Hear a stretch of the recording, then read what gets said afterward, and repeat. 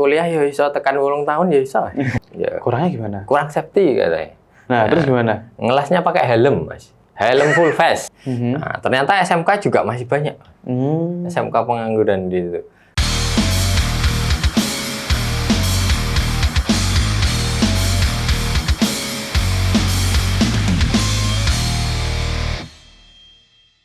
Assalamualaikum warahmatullahi wabarakatuh. Selamat datang di Pojok Podcast OJC Autokursus. Bersama saya Dito, kami akan kali ini kita akan mendatangkan Kepala Divisi OJC Autokursus, Pak Najid Pradana. Halo, selamat pagi Mas Dito. Selamat pagi Pak. Ini enaknya manggilnya Mas atau Pak? Ya bebas sih, Om juga boleh.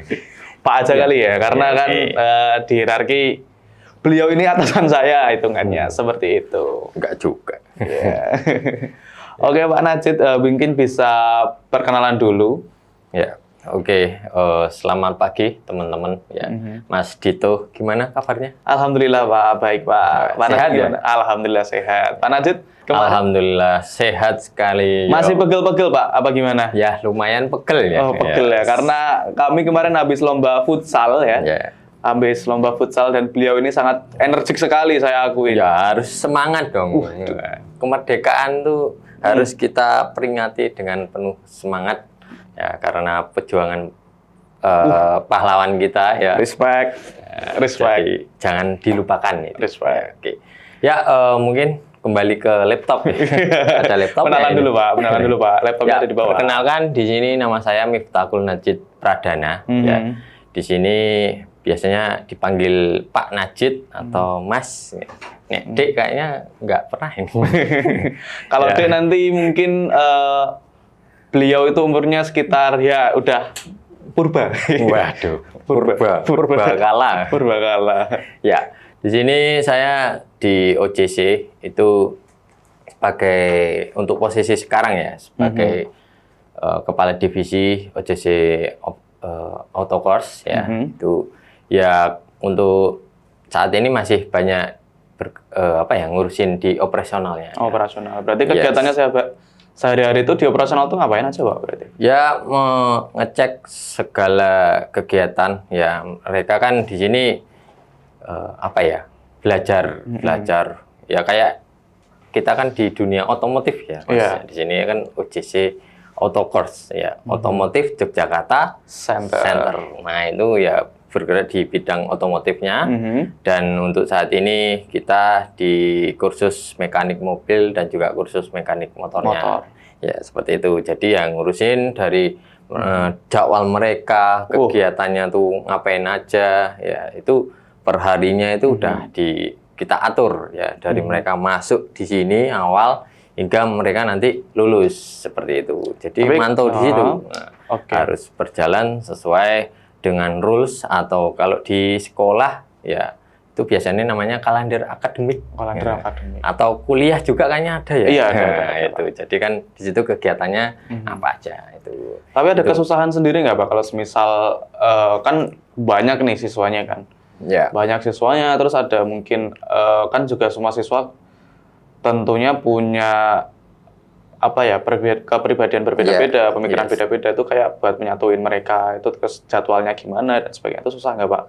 Ya. Dan juga di sini kan instruktur juga kayak punya jadwal sendiri gitu ya, Pak. Tentu. Ada yang freelance dan sebagainya. Ya kalau untuk mengatur itu kan udah ditentukan ya, gimana udah ada namanya kalender akademik di situ.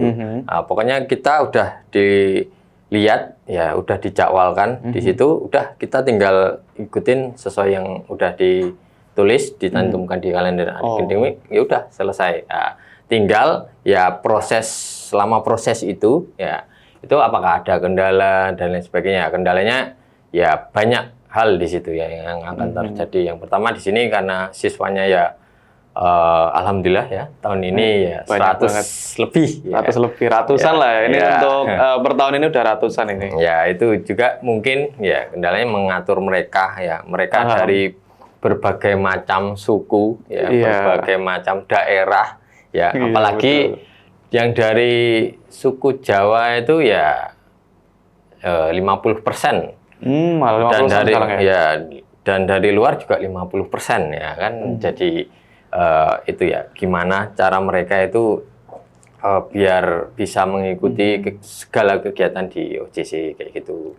Nah itu, jadi ya kembali lagi kami menjelaskan, menekankan. Nah di sini tuh kalian itu cuman kan ada program yang 1 tahun atau 6 bulan, ya itu ditekankan lagi. Ya itu sebenarnya cuman apa ya? Ya mereka belajar di sini cuma sebentar lah, ya setahun atau 6 bulan ya cepet lah. Cepet lah itu daripada yang kayak pembelajaran kuliah yang formal, terus gitu. mungkin tempat-tempat yang lain itu mungkin bisa lebih lama kan Pak? Ya makanya, ya kalau mereka ngikutin terus nek kuliah ya iso tekan 8 tahun ya iso. Iya kan? Betul. Siapa itu? Betul. Terus Pak Najut ini udah deket banget lah sama siswa hitungannya dan masih satu tempat kan di kampus itu. Iya. Yang paling jauh itu berarti masih luar negeri, Pak, atau gimana? Iya, luar negeri. Dan yang paling mungkin kalau dari jarak Papua Mas, ada Papua sama Aceh. Ya? Aceh. Nah, Papua sama Aceh ada. Dan kalau yang paling deket, Pak? Paling deket ya Jogja. Kita kan berada belakang kampus ada, Pak? Belakang kampus yang belum ada sih kayaknya. Ya kemarin kayaknya di Sleman sama mana Kulon Progo siswanya. Kayak gitu. Dan yang paling apa ya? Apa? Siswa yang menurut Pak Najut atau yang teringat di Pak Najut yang paling unik itu ngapain, Pak? Uniknya tuh ya mungkin dari perspektif Pak Najut bisa beda lah, unik saya dan unik Pak Najut. Dan menurut Pak Najut yang paling unik yang baru itu ketemunya. Nah, itu ya ini waktu pembelajaran sih, bukan unik ya, ini lucu juga. Ya ini karena saya dulu juga ngajar ngelas ya. Oh iya, ngelas. Tahu kan ngelas? Tahu, Pak, ngelas. Ngelas apa? Nah, ngelas. Bukan ngeles ya. Oh ya, bukan ngeles. Ngelas ya. Ngelas ya ini, ngelas. Nah, itu yo dulu kan udah ada safety-nya masing-masing ya. Harus pakai kacamata hitam. Terus pakai sarung tangan. Ya, udah lengkap, terus, maksudnya APD lengkap lah ya. Ya, APD lengkap. Nah, itu dia masih kurang. Ya. Kurangnya gimana? Kurang safety katanya. Nah, terus gimana? Ngelasnya pakai helm, Mas. Helm full face, kurang piye. Nah, kayak gitu. Itu culture, Pak. Itu namanya culture, Pak. Kayaknya ada videonya saya. Ada videonya. Nggak bisa dimasukin sini. Wah, besar banget itu, Pak. Berarti, Pak. Ya itu. Jadi, ya bagus. Ya kan, ya lebih safety, ya kan karena panas, percikan juga, ya asap, ya itu lebih safety. Nah itu juga itu. Ya tapi kan berat, Pak. Maksudnya ngelas kan juga. Ya itu. Untuk teliti. Nah itu. Ya tapi kan dia nganggapnya wah ini lebih aman kan. Oh malah. Jadi dia semangat. Berarti mikirnya malah lebih, ya maksudnya lebih melangkah maju ke depan, tapi berat, Pak itu. Makanya.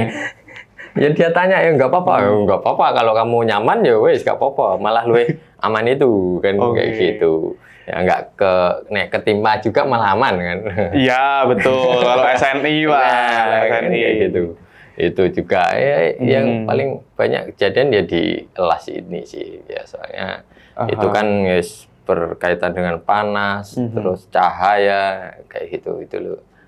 Ya saya pesan juga ke teman-teman di sini, apalagi yang kursus OJC ya, ketika ngelas ini harus diperhatikan juga safety-nya kayak gitu. Jangan banyak bercanda. Iya, alat kelas kan juga bahaya lah, Pak Mas. Nanti kalau ngelas tangan nanti jadi. Nah, itu juga banyak kejadian itu mesti. Ya. Di luar sana kan ya, Pak.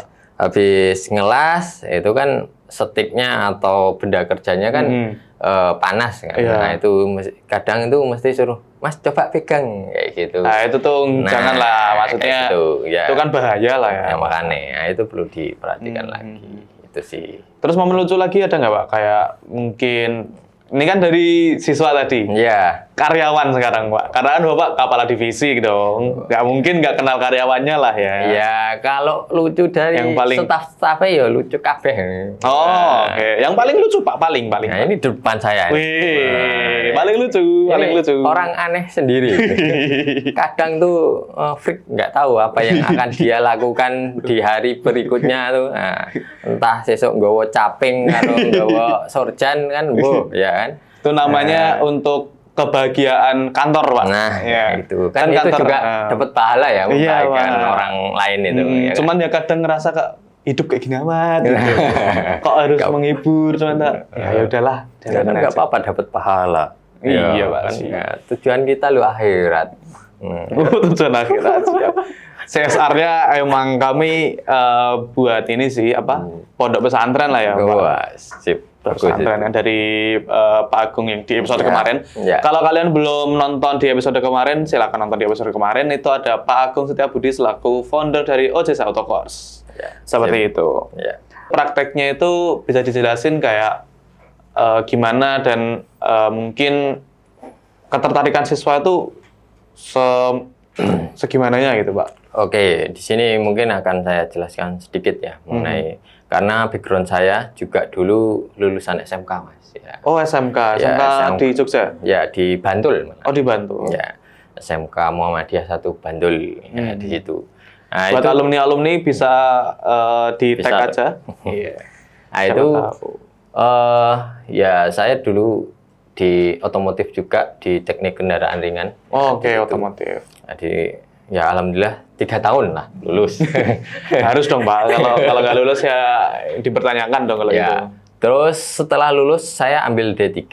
Oke. D3 di situ juga D3 di mana kalau boleh tahu? Di UMY. Oh, di UMY. Kebetulan juga dulu UMY ada D3-nya itu mengenai otomotifnya. Kenapa saya nggak langsung ke S1-nya? S1-nya itu saya dulu ya cari informasi lah kayak gitu. Ini kan S1-nya tuh teknik mesin. Nah, di situ kalau rata-rata juga di Jogja sih. Saya kuliah di perkuliahan juga kalau S1 banyak tuh teknik mesin. Nah, teknik mesin itu banyaknya tuh di fabrikasi, Mas.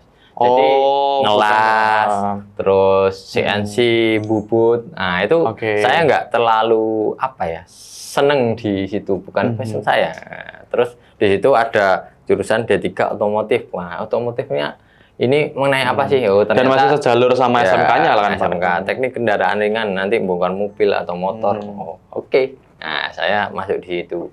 Jadi ya ada di itu ya pengennya saya juga kan di otomotif kayak gitu. Nah, terus setelah itu ya masuk S1-nya di teknik mesin ya teknik mesin ya belajarnya kayak gitu. Ya wis saya nggak terlalu ya seperti lulus. Ya, karena berarti emang background dari Pak Najib sendiri udah banyak prakteknya karena di D3 kan, Pak? Ya. Nah, dan untuk kenapa ya harapannya di kursus juga ya, itu kenapa banyak prakteknya. Karena juga di SMK itu ya walaupun selama 3 tahun ya, 3 tahun itu juga terbatas juga di situ kita belajarnya.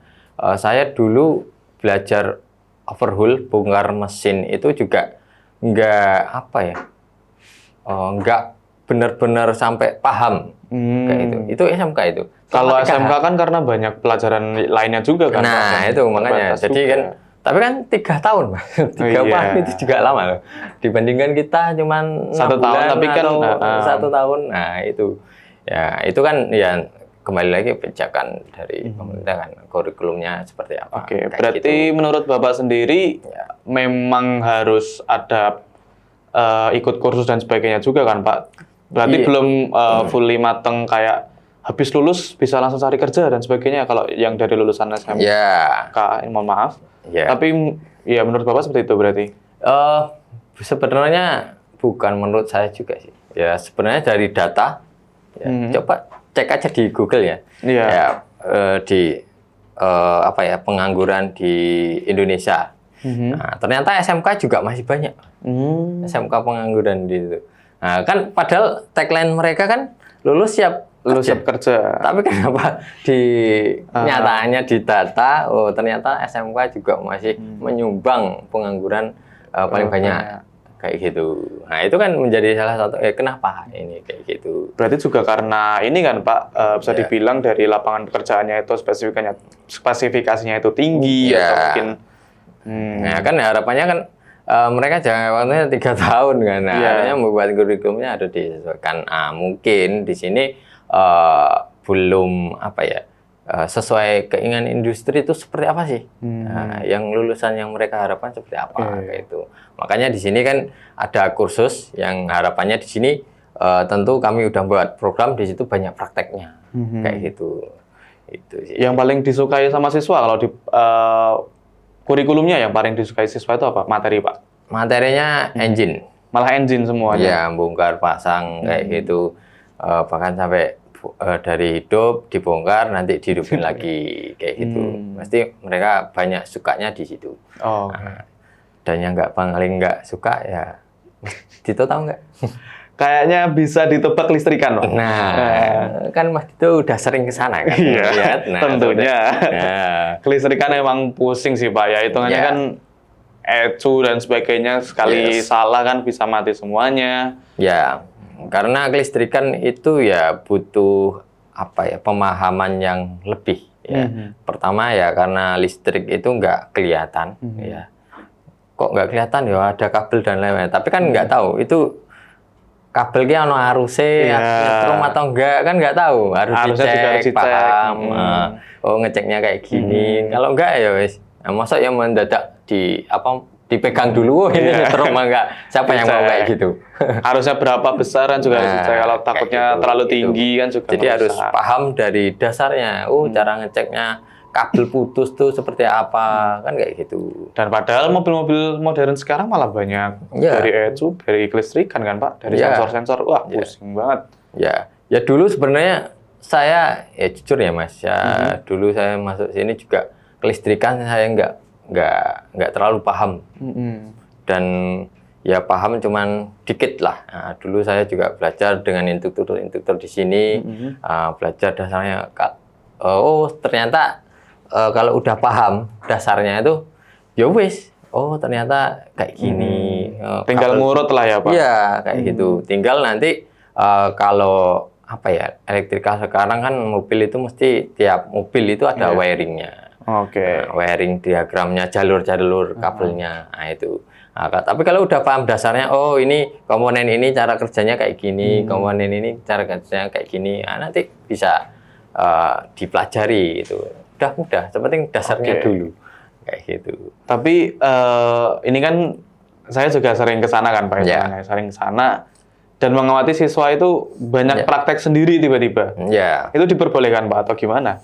Itu kayak tiba-tiba bongkar motor sendiri, tiba-tiba servis sendiri. Itu sebenarnya diperbolehkan. Sepenting nanti mereka bongkar atau prakteknya di sana, di lokasi. Karena juga peralatan dan juga lokasi kan biar bisa dipantau sama penanggung jawabnya yaitu toolman-nya. Dan sedekat itu loh Pak sama instruktur kayak kadang instruktur juga nemenin pas bongkar di peralatan mereka atau mungkin bahkan yang di motor kan malah daripada pakai gimana ya, siswa itu lebih milih praktek pakai motornya sendiri gitu Pak, biar malah lebih sehat. Nah ini mah ya win-win solution ibaratnya. Ya benar. Nah, jadi kan mereka juga belajar, Pak saya punya motor ini kelistrikannya kok nggak ngisi dan lain sebagainya. Nah itu nanti kan dari instruktur paling ininya A, B, C, D. Terus mungkin kan nanti mau bongkar sini boleh nggak? Kayak gitu, tanya sama penanggung jawabnya di sana, toolman-nya, minjem alat dan sebagainya. Boleh, sepenting nanti di jam kerja ya, jam 8 sampai jam 4 itu diperbolehkan. Kalau malam nggak boleh? Nggak boleh ya, takutnya kan juga nggak ada yang tanggung jawab di situ, siapa yang mau nungguin. Ada juga kan ganggu kiwa tengene, samping-sampingnya. Tetangganya masih. Nah itu kan juga kita harus menghargai juga. Kayak gitu sih. Tapi emang saya lihat sih dari siswa-siswa di sini itu benar-benar dekat banget sama instruktur, dekat banget sama yang punya motor dan yang punya mobil mungkin itu udah dekat banget sama kendaraan mereka gitu jadinya Pak. Iya. Kadang tuh yang punya kendaraan mobil kadang nih ada rusak juga dibawa ke sana. Ini rusak gini. Saya dulu juga pernah ya dulu siswa saya privat. Nah itu dia lampu fog lamp-nya kebakar. Pak ini tak bawa sini praktek boleh nggak? Oh, boleh aja, nggak apa-apa. Sekalian kamu belajar kan, apalagi kelistrikan, kamu paham, nah, kan kayak gitu malah nggak apa-apa. Gitu diperbolehkan. Tapi emang ya gokil lah, maksudnya bisa sedekat itu instruktur sama. Bahkan ada yang dari luar kota dan sebagainya itu pernah tiba-tiba datang ke kursus cuma buat reuni sama instrukturnya, Pak. Iya. Tanya-tanya. Tiba-tiba dolan bareng, ngopi bareng, gitu. Terus ya pergi lagi habis itu, cuma pengen ngunjungin aja, pengen mampir. Iya, banyak siswa sekarang alumni seperti itu. Ya kan mereka juga, ya itu juga kan sama guru mereka yang ngajarin. Ya selama di sini di kursus di OJC itu kan mereka dikasih ya mungkin ya motivasi ataupun juga petunjuk. Nah, setelah ini mau ngapain. Nah, itu kan instruktur juga welcome juga memberikan saran. Ya kan pengganti orang tua mereka ya ketika di sini kan kayak gitu kan. Karena lama ya 6 bulan dan 1 tahun kan. Ya itu sih. Nah ini mungkin di luar konteks lah Pak. Ya. Mobil idaman Bapak untuk saat ini apa Pak? Yang pengen banget Bapak beli atau mungkin pengen banget Bapak miliki gitu? Wah ini. Yang paling pengen atau mobil listrik kah atau mobil konvensional kah atau? Kalau listrik saya nggak ada bayangan. Belum ada. Belum, karena ya kondisi saat ini juga ya. Tapi kan banyak banget Pak sekarang yang mobil listrik udah murah-murah banget Pak. Ya kayak motor listrik. Ya saya juga kalau ada rezeki ya. Amin lah. Nah itu udah mau rencana beli motor listrik kayak gitu. Tapi saya lihat ya saya tanya-tanya juga ke motor listriknya yang apa dulu Pak ini? Kalau yang motor listrik yang kecil kayak buat skuter kayak itu ya? Itu pengennya dulu yang Polytron, tahu nggak? Polytron Foxy. Ya, Foxy. Nah itu juga masih problem juga ya di situ. Kalau itu harganya berapa? 30-an lebih. Iya. Nah itu masuk nggak kalau cuma buat harian? Ya saya juga ngobrol dengan yang pemiliknya itu. Ya itu kan juga ada 2 opsi itu. Iya ada yang dicas, ada yang dicas. Sewa Mas. Oh sewa. Yang satu beli baterainya, itu beli putus atau beli langsung, nah itu 30-an juta lebih. Nah terus yang satunya itu beli sewa. Oh sewa. Per bulannya 200-an ribu. Itu tapi harga motornya nanti di 13. Nah lumayan. Oh lumayan. Setengah harganya sendiri baterainya. Lebih mahal baterainya daripada motornya. Nah, makanya saya mikir juga ya nanti kalau rusak dan lain sebagainya ini kan itu masih belum ada solusi di situ. Kalau baterai rusak ya udah. Kalau saat ini baterai rusak ya ganti kan. Kayak HP baterai rusak ya mau nggak mau ganti. Tapi kalau kita lihat kalau ganti baterainya aja setengah harga dari motornya, malah bahkan lebih mahal. Karena emang ya ibaratnya itu penggeraknya kan cuma di situ Pak. Dan itu makanya kan maintenance-nya yang paling susah. Masih saya masih saya pikir-pikir di situ. Ya ini aneh baterai ini ya kalau sampai berapa ya 10 50 jarak tempuhnya masih jangkanya panjang. Nah, tapi kan kita baterai juga nggak tahu ya dia bertahannya umurnya itu berapa lama. Iya betul. Nah, juga ya untuk saat ini kasus juga banyak ya, ada yang cepat ada yang lama. Nah, itu kan nggak bisa diprediksi juga. Nah, dan nggak ada charging station-nya belum merata banget atas. Nah itu juga yang buat makanya di sini kalau pengen sih yang hybrid sih. Yang hybrid. Hybrid sih itu masih mending ya. Kita beli nggak harus ngecas di rumah, ngecas dulu atau itu tinggal ngisi di pom. Nanti kan regenerative braking ya. Itu kan masih digerakkan sama mesin, tapi untuk ngisi baterai itu kan juga ya lumayan ngirit juga. Jadi berarti untuk idaman Bapak sekarang ini kalau mobil apa, kalau motor apa gitu deh Pak? Ya, jadi kan juga sempat bahas motor kan? Ya. Kalau motor sih dengan budget saya kasih budget ini aja deh. Mungkin kalau mobil 500 juta itu Innova masih hybrid. Innova hybrid Zenix. Ya. Zenix. Tuh. Berarti emang lebih senang hybrid ya Pak?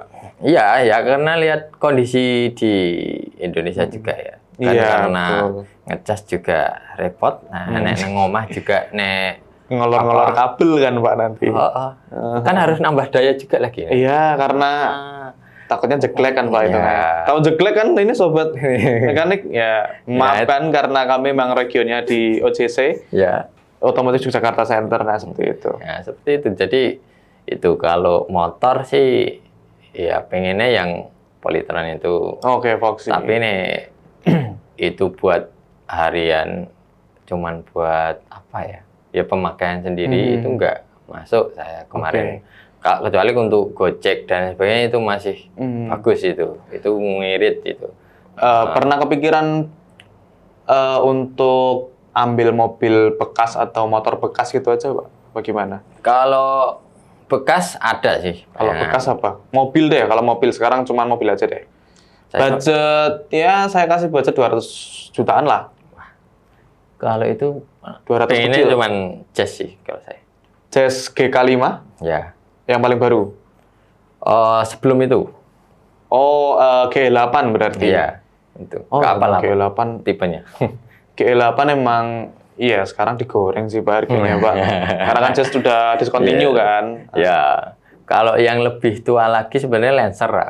Lancer yang Evolution Nah, atau yang biasa aja. yang Evolution. biasa ya tergantung budgetnya sih. Yang kalau bisa ya Evolution. Ya Evo, Lancer Evo udah 1 M Pak. Enggak mungkin, saya lihat di marketplace udah 1 M Pak. Itu ngeri ya. Kok bisa maksudnya mobil ya itu namanya investasi lah Pak di market tinggi itu. kan. Ya Lancer itu juga jadi mobil zaman juga sih. Itu. Ya siapa sih yang nggak suka Lancer Evolution? Paling orang-orang yang suka Subaru. Seperti Fanatik kan. saya juga ngikutin lah ya Pak. Oke. Ya itu sih. Itu kalau motor mungkin yang masih saya pikirkan yang konvensional, yang masih pakai bahan bakar. NMAX sih. Kalau saya. Oke, kita kembali lagi ke OJC Autocourse ya. Yes. Okay. Ini OJC Autocourse yang bikin beda dari tempat kursus yang lain itu apa Pak? Kalau kemarin kan dari Pak Agung di episode sebelumnya tuh udah bahas ini juga, tapi kalau Pak Agung masih keseluruhan, masih tentang gimana, masih tentang keseluruhan, benar-benar keseluruhan gitu Pak. Ya. Kalau dari Bapak sendiri, secara operasional dan hitungannya yang paling dekat sama siswa gitu Pak, yang paling membedakan antara OJC Autocourse dengan yang lainnya itu apa sih Pak? Yang pertama Mas, di sini kami untuk nilai itu ada 2 ya, yang kami ambil untuk kursus di sini ya, bagi teman-teman yang mau kursus di OJC ya. Nah itu promo lagi, teng. Ya. Oh ya sebelum itu mungkin suruh subscribe dulu kali ya Pak. Iya oke. Nah kalian bisa klik di subscribe di bawah ini sama loncengnya jangan lupa, sama follow Instagram OJC Autocourse atau mungkin TikToknya di sini, TikToknya ada di sini ya, ada akun TikToknya di sini. Dan follow semua media sosial OJC Autocourse nanti karena mungkin banyak informasi mengenai OJC Autocourse seperti itu. Oke, kembali lagi ke tadi mungkin yang membedakan antara OJC Autocourse dengan yang lainnya dari segi kedekatan atau mungkin operasional atau ya itu kan yang paling dekat sama siswa lah. Tentu di sini kegiatan OJC yang akan membedakan itu. Yang pertama ya di situ pengambilan nilai di situ ada soft skill dan hard skill. Oke. Gitu. Untuk nilai soft skill ini ya mungkin udah dijelaskan sama Pak Agung sebelumnya apa aja. Nah, di sini kenapa ada nilai soft skill ya? Di sini kami juga apa ya bertanya dan juga survei lah, tanya ke mitra-mitra kami bengkel-bengkel itu ya. Itu jadi nilai soft skill ini juga penting Mas. Oke. Ya. Jangan cuma nilai hard skill ya, dia bisa bongkar pasang, ahli AC dan lain sebagainya. Tapi kalau soft skillnya 0 sama aja. Ya. Oke. Dia nggak bisa diterima dimanapun. Contoh soft skill yang menurut mereka yang paling oke di OJC Autocourse apa Pak? Dari mitra-mitra bengkel ya? Ya, disiplin.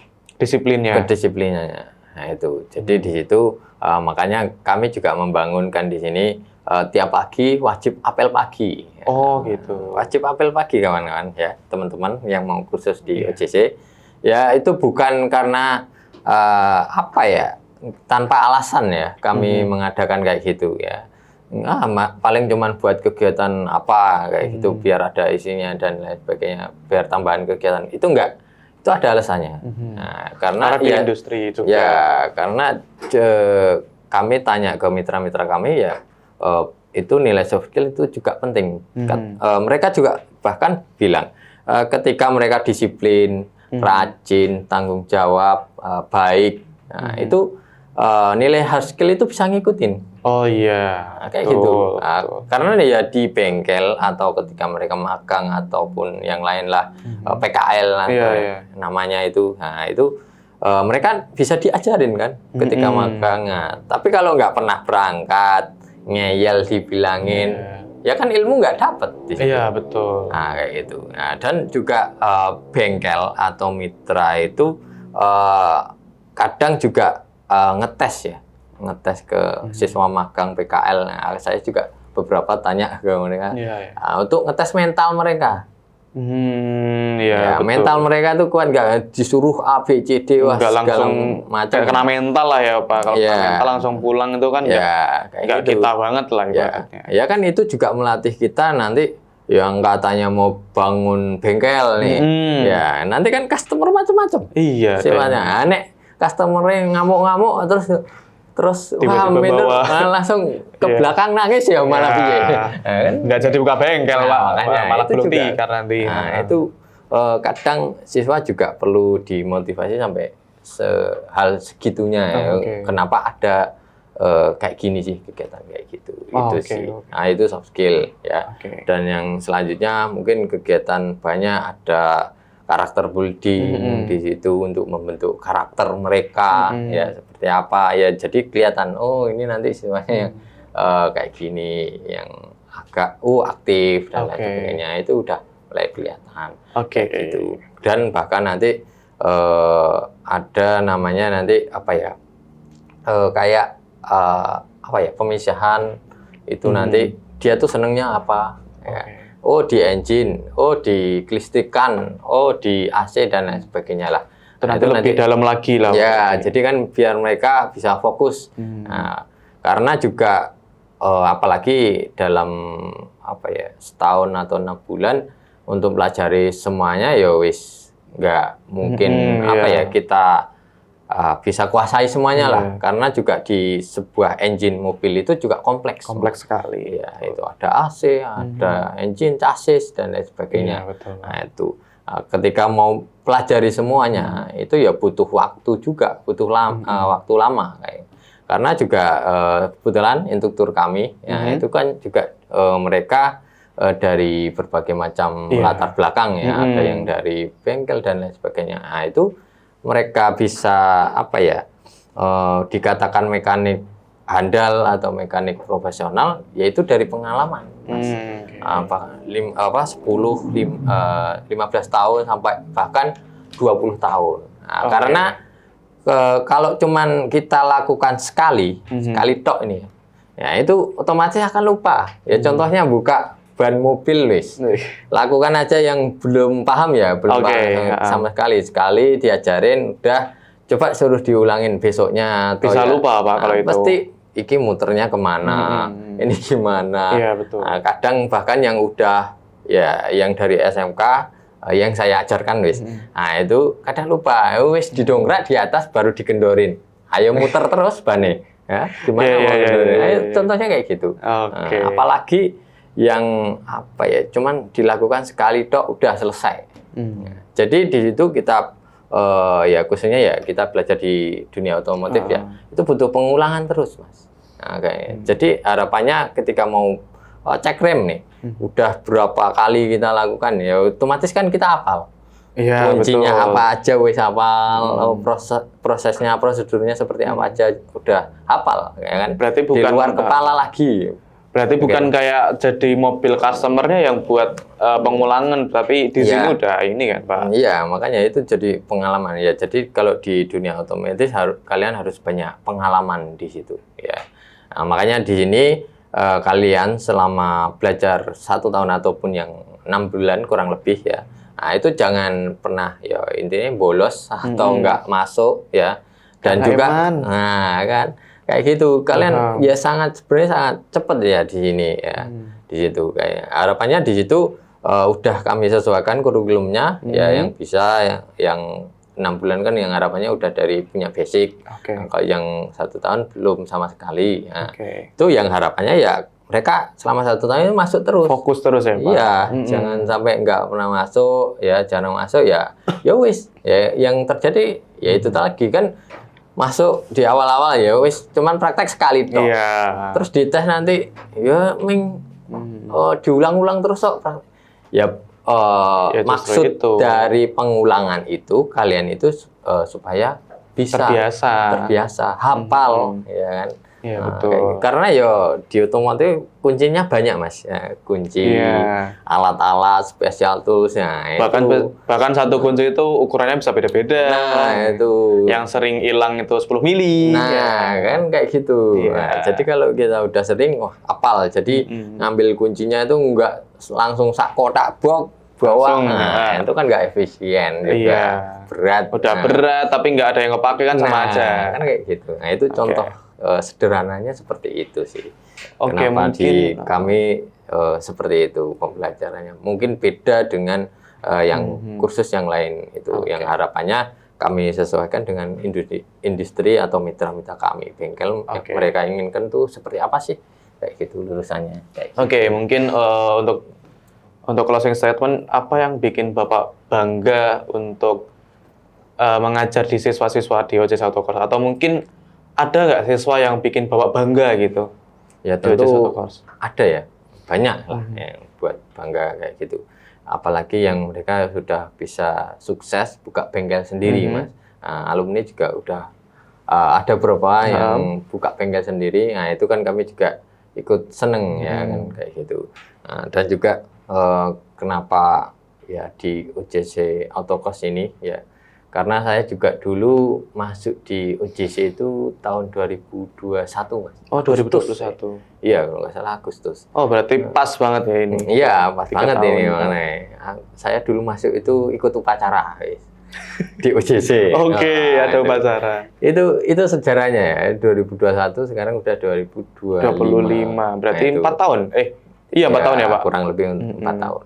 Kayak gitu. Nah, itu ya kalau dilihat perkembangannya ya alhamdulillah sudah sangat pesat ya. Ya bisa dilihat di map OJC aja lah wis. Dilihat. Nah, itu kalian dari awal bawah perubahannya kayak apa wis kelihatan di situ. Ya, jadi tentu untuk perusahaan yang ya saya rasa di semua perusahaan kalau ingin berkembang tentu di situ butuh proses ya, nggak ujuk-ujuk langsung sempurna. Ya, kadang yang udah sempurna aja tetap masih ada di situ kekurangannya. Kayak gitu karena ya kita manusia banyak ya kilapnya lah, nah, kayak gitu. Ya udah sempurna perusahaan manapun saya rasa mesti tetap ada. Kalau siswa yang paling Bapak banggain deh, atau mungkin yang Bapak itu benar-benar wah bangga banget nih sama satu siswa ini atau satu alumni ini gitu, Pak. Ya itu alumni di KOT berapa ya? 7 kalau nggak salah. Oh, 7. Nah, itu udah lama banget, sekarang udah KOT. KOT berapa? 17, Pak, berarti sudah 10 angkatan. Ya, karena ya mereka beda generasi ya sama siswa sekarang. Ya, dulu tuh siswanya itu apa ya?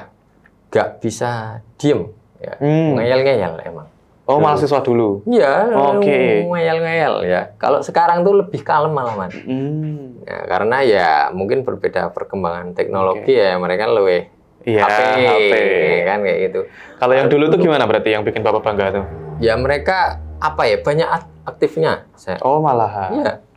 Banyak aktifnya, Pak, ini gimana caranya kok kayak gini ya walaupun kadang mangkel ya banyak tanyanya Pak. Bukan banyak tanya, bercanda bercandanya gitu. Nah, kalau tanya sesuai nggak apa-apa kadang nanya aneh-aneh kayak gitu. Tapi Bapak bangga banget sama itu juga dulu yang di KT7 alumni ada yang kerja di sini juga ya. Ada juga ya. Jadi staf saya juga dulu jadi toolman juga. Nah, itu juga bangga juga akhirnya dia juga bisa masuk di sini. Ya walaupun sebentar ya gitu. Nah, kayak gitu. Mungkin ini deh closing statement dari Bapak untuk mengajak siswa-siswa untuk daftar di OJC Auto Course. Ya, yang harapannya ya karena saya juga dari lulusan SMK ya, di situ tentu ya pengalaman prakteknya terutama di sini saya, ya, itu sesuai apa ya pengalaman saya ya. Itu ya sebenarnya masih kurang ya. Yang harapannya ya kami OJC Auto Course ya di sini sebagai apa ya solusi ya dari hal tersebut ya, yang harapannya mereka setelah lulus bisa kalau pengen apa ya yang merasa belum apa ya belum terlalu banyak paham ya belum bisa bongkar mesin ya belum paham AC belum paham chassis itu kami di sini insya Allah menyiapkan hal tersebut ya. Dan di sini juga program kami ya harapannya banyak prakteknya Mas. Nah, jadi kayak gitu. Nah, ya karena juga dulu saya lulus SMK juga belum terlalu sampai sedalam itu memahami engine begitu kompleknya. Nah, terus ternyata ada kaki-kakinya, ada fitur lainnya yaitu AC ya, dan lain sebagainya. Apalagi sekarang udah ada sensor-sensornya. Nah, itu ya di sini harapannya siswa dari SMK yaitu bisa memperdalam lagi bagi yang minat di situ ya.